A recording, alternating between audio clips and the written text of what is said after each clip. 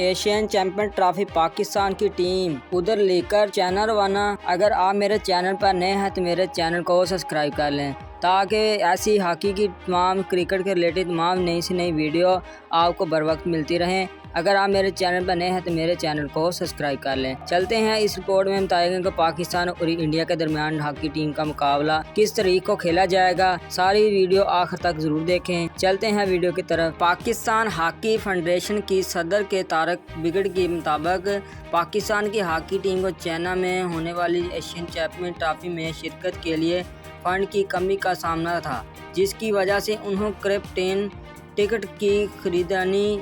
पाकिस्तान की hockey team को China में होने वाली एशियन चैंपियन ट्रॉफी में शिरकत के लिए फंड की कमी का सामना था। तारिक भट्टी का कहना था कि ऐसा पहली बार नहीं हुआ कि टीम के पास बैरून मुल्क जाने के लिए फंड हो और इनकी अदायगी में बाद में की गई हो। ख्याल रहे कि चीन में होने वाली एशियन चैंपियनशिप 8 दिसंबर से 17 दिसंबर तक शेड्यूल है, जिसमें पाकिस्तान और इंडिया की मेज़बानी चीन समेत एशियन 6 टीमें मद्देनज़र होंगी। और ख्याल रहे कि इससे कबल पेरिस में होने वाली ओलंपिक 2024 में पाकिस्तान टीम की क्वालिफाई नहीं कर सकी थी।